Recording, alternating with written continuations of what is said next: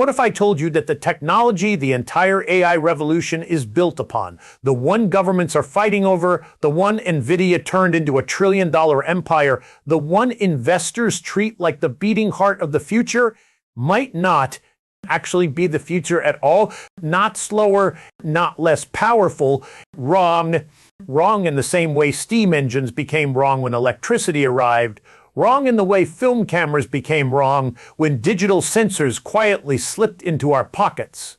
Not because they stopped working overnight, but because someone somewhere discovered a fundamentally different way to solve the same problem. Because while the rest of the world has been obsessing over squeezing more electrons through impossibly tiny transistors, a team of researchers in China claims they've stepped sideways out of that race entirely. They aren't pushing electricity harder, they're using light, actual beams of light, photons carrying information, performing calculations, and potentially completing certain AI tasks up to 1,000 times faster than NVIDIA's most advanced chips while using only a fraction of the energy and generating almost none of the heat. 1,000 times, not 1,000%, 1,000 times.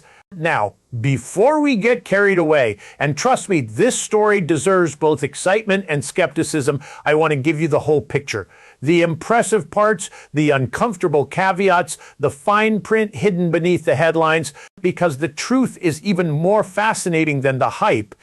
By the end of this, you'll understand how a chip can compute using light and why some experts believe it could reshape the future of artificial intelligence, where the extraordinary claims hold up, where they don't, and why one of the biggest shifts in computing history may already be unfolding while much of the world is still looking in the wrong direction. Before we dive in, tell me something in the comments. When you think about the future of technology, what scares you more? The idea that AI keeps advancing too fast, or the possibility that the biggest breakthroughs are happening quietly long before most of us realize what has changed? I read far more of your thoughts than you probably imagine, and sometimes the questions you ask become the reason these conversations continue. And to understand why this story matters, you first have to understand the wall the entire computing industry has been running toward for years now. It isn't a future problem anymore. It is a present one. Every smartphone in your pocket, every laptop on your desk, every server powering the internet, and every NVIDIA GPU training the latest AI model works using the same basic principle.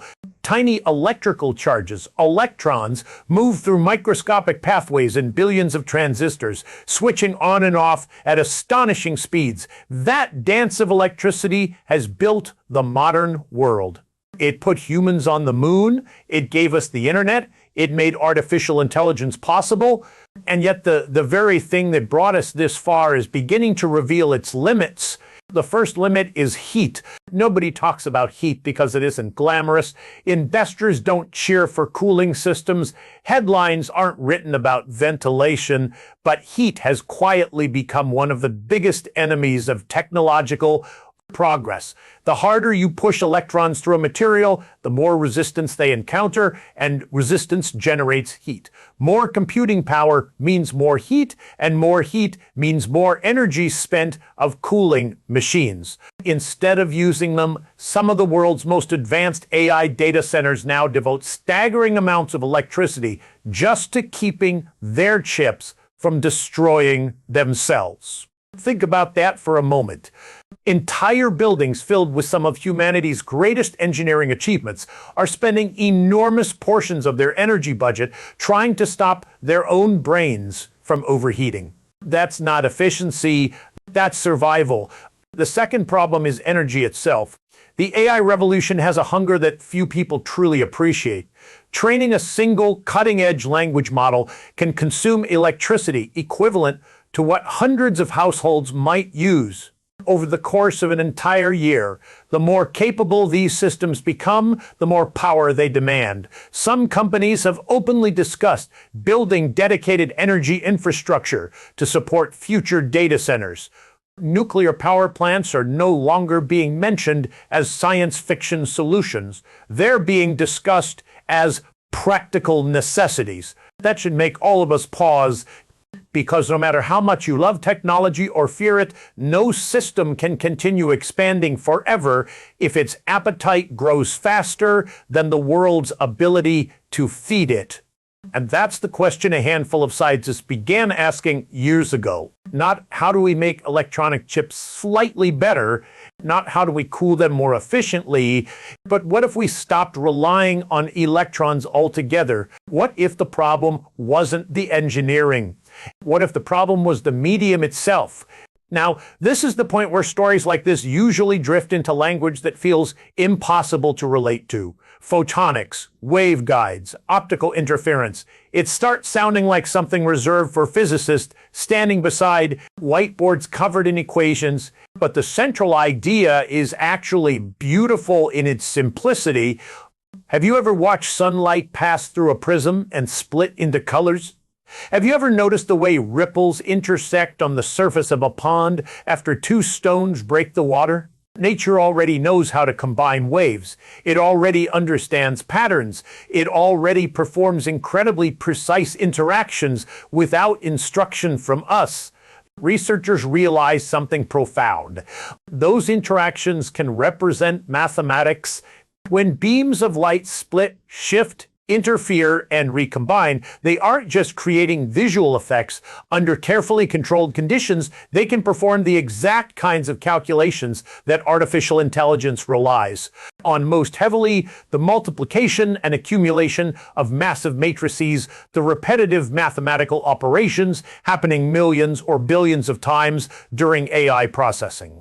In other words, the universe already knows how to solve these problems. The trick is learning how to ask, I don't know about you, but that's the kind of realization that makes me stop for a second, because sometimes progress isn't forcing nature to obey us. Sometimes it's noticing what nature has been doing all along and learning how to cooperate with it. And if you're the kind of person who enjoys these moments, the ones where science stops feeling like cold machinery and starts feeling almost poetic, consider subscribing. Not because I'm chasing numbers. Honestly, if you've stayed with me this far, you're probably here for the same reason I am. You enjoy looking beneath the headlines to understand how the world actually works. That's a rare kind of curiosity, and I genuinely appreciate sharing these conversations with people who have it. Now imagine two different systems delivering messages. The first is a crowded subway during rush hour. Thousands of commuters squeezing through tunnels, slowing each other down, generating friction, heat, delays. That's electronic computing. Brilliant, adaptable, but increasingly burdened by its own success. The second system is sunlight streaming through open windows. No traffic, no collisions, no waiting in line pre's, just movement. And that's the dream of photonic computing. Instead of wires carrying electrons, microscopic pathways called waveguides direct pulses of light. Tiny optical components split those pulses, delay them, redirect them, and combine them in extraordinarily precise ways. The calculations happen through interference itself, not by flipping billions of tiny electrical switches, but by harnessing the natural behavior of photons moving at the fastest speed the universe permits. It's elegant, it's efficient, and for decades it remained mostly theoretical. Not because scientists doubted physics. Physics was never the problem. Manufacturing was. Because building these systems outside carefully controlled laboratories turned out to be incredibly difficult. Creating one experimental prototype is impressive. Producing thousands reliably is something entirely different. The history of technology is filled with brilliant ideas that never escaped the laboratory because reality proved too messy. Which brings us back to China, because what makes this announcement different isn't simply the performance claim. Researchers have been promising photonic revolutions for years. It's the suggestion that they've begun crossing the bridge from demonstration to production, from possibility to infrastructure. And that distinction changes everything. And according to the teams behind this effort, they have established pilot production capabilities using thin-film lithium niobate wafers, integrating vast numbers of optical components onto a single platform. To most people, that phrase means absolutely nothing. Numbers of optical components onto a single platform. To most people, that phrase means absolutely nothing. But in manufacturing terms, it means the difference between a handcrafted prototype and the early foundations of an industry.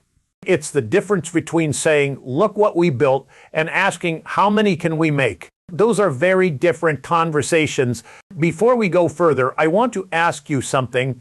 Do you remember where you were when you first heard about ChatGPT or Bitcoin or smartphones? Most of us didn't recognize those moments for what they were. They seemed interesting, maybe even overhyped. And then suddenly they weren't niche stories anymore. They were simply part of life. Leave me a comment and tell me honestly, do you think photonic chips belong in that category? Is this another early glimpse of something transformative or just another fascinating technology that never quite escapes? It's specialized lane. I genuinely read your perspectives because sometimes the smartest observations don't come from experts. They come from people watching the world carefully from the outside. And here's where the story becomes truly interesting, because the headline number 1,000 times faster than NVIDIA is real enough to grab attention. But in the next part, we're going to unpack the fine print hiding underneath it. Because extraordinary claims deserve extraordinary context. And the truth behind that number might be even more fascinating than the number itself. Now we arrive at the part of the story where channels usually split into two camps. On one side, you have the people shouting that NVIDIA is finished, that China's new chip changes everything overnight, that the AI race is over and someone just crossed the finish line while nobody was paying attention. On the other side, you have people dismissing the entire thing as laboratory hype, another flashy headline attached to technology that will never leave the research papers. The truth, as it usually does, sits somewhere between those extremes. And I think you deserve that version, because the number that pulled all of us into this story, the claim that these photonic chips could be 1,000 times faster than NVIDIA's best GPUs, is both true and misleading at exactly the same time. The first piece of fine print is the most important. That 1,000 times advantage does not apply to everything. Not even close. Photonic chips are specialists. They are extraordinarily good at very specific forms of computation and the repetitive mathematical operations sitting at the center of modern AI workloads. Massive matrix multiplications, linear algebra, performed again and again at astonishing scale. For those narrow tasks, the speed advantage can be breathtaking. But ask them to do something outside their specialty, and that advantage begins to disappear. Imagine comparing a Formula One race car to the family SUV parked in your driveway. On a racetrack built precisely for speed, the race car is untouchable. It isn't slightly better. It's embarrassingly faster. But try driving it through a snowstorm, loading groceries into it, taking your children to school, or navigating city traffic. Suddenly, the SUV starts looking pretty useful. That's the reality of this comparison. You know, NVIDIA's chips are astonishingly flexible. They can handle gaming, rendering, scientific simulations, language models, image processing, and thousands of different workloads. They are the Swiss Army knives of modern computing. Photonic chips aren't trying to be Swiss Army knives. They're scalpels, extremely sharp, exceptionally efficient, built for a particular kind of work. And if that sounds disappointing, I would argue it's actually more exciting, because specialists change industries all the time. Jet engines didn't eliminate cars. Cameras didn't eliminate books. MRI machines didn't replace stethoscopes. They transformed the areas where they excelled. And AI happens to lean heavily on exactly the kind of mathematics photonic systems seem uniquely suited to accelerate. That's why serious researchers are paying attention. Now, here's the second piece that makes this story harder to dismiss. This isn't one isolated laboratory making extraordinary claims in a vacuum. Multiple Chinese research teams have been publishing increasingly impressive photonic breakthroughs, independent groups demonstrating significant gains in speed and efficiency on narrowly defined AI tasks, different approaches arriving at similar conclusions. That pattern matters. Science becomes more believable when separate teams working independently begin finding the same thing. It doesn't mean technology is inevitable, but it means it deserves respect. I want to pause here for a second because this is one of those moments where I genuinely love hearing what you think. Do breakthroughs like this make you excited, or do they make you uneasy? Because every major leap in technology seems to bring both emotions with it, wonder and worry arriving hand in hand.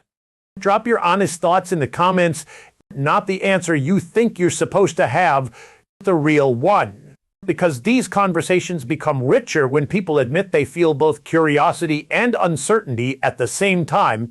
Now let's talk about the caveats, because they're real. Manufacturing yields remain challenging. Long-term durability under sustained industrial workloads still needs to be proven. Integrating photonic systems into existing computing infrastructure presents enormous engineering hurdles. Software ecosystems built around decades of electronic computing won't simply disappear because something faster arrives. History rarely works that way. The better technology doesn't always win immediately.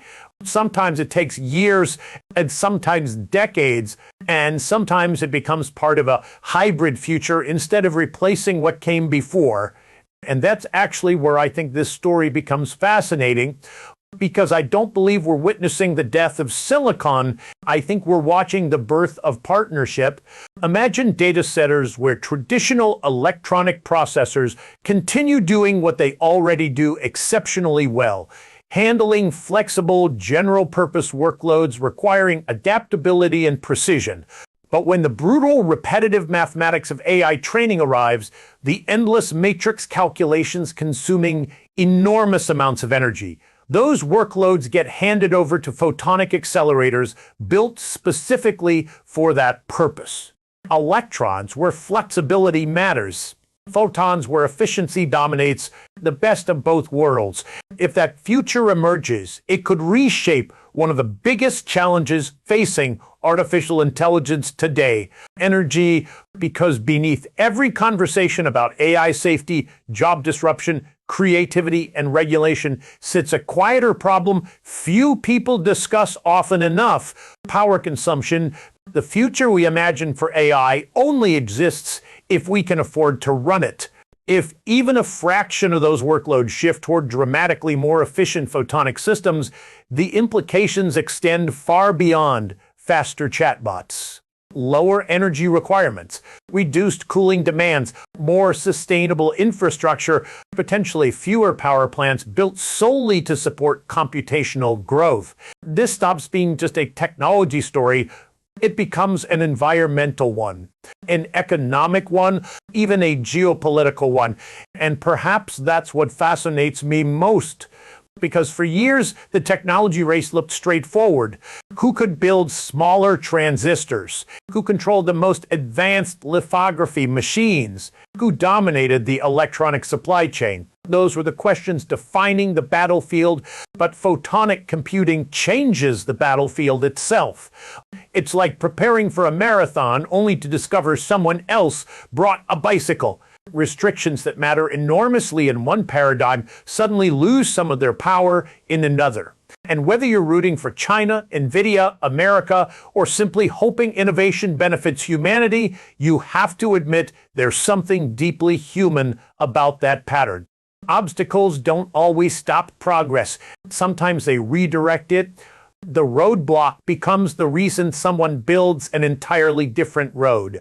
I've noticed this happening again and again throughout history. Constraints forcing creativity, scarcity encouraging invention, limitations becoming unexpected catalysts. Maybe that's one of the reasons I find stories like this so compelling, because they aren't really about chips. They're about people refusing to accept that the current way of doing things is the only way. Before we finish, aren't really about chips. They're about people refusing to accept that the current way of doing things is the only way. Before we finish, I want to ask you one final question, and I genuinely hope you'll answer it. Do you think the future belongs to light? Do you believe photonic chips will eventually become foundational technology powering the next generation of artificial intelligence? Or do you think electronic chips will remain dominant because versatility matters more than specialization? There isn't a right answer yet, only educated guesses. But sometimes those guesses reveal how we think about progress itself. If you've made it this far, thank you. Truly, there are millions of videos fighting for attention every day. And the fact that you chose to spend part of your evening thinking deeply about technology with me means more than metrics ever could. If these kinds of conversations resonate with you, subscribe, not because I want another number beside a channel name, but because I think there should still be places on the internet where people slow down long enough to understand the world before reacting to it. Places where curiosity matters more than outrage, where nuance isn't treated like weakness, where breakthroughs are examined honestly, without worship and without cynicism. And maybe that's what we're trying to build here together, whatever happens next. Whether photonic computing changes everything or settles into a narrower role, one thing already seems clear. The future isn't arriving in the way most of us expected, and somewhere in laboratories lit by laser beams instead of glowing transistors, people are quietly teaching machines to think with light. The rest of the world may not fully understand what that means yet, but history has a habit of beginning softly long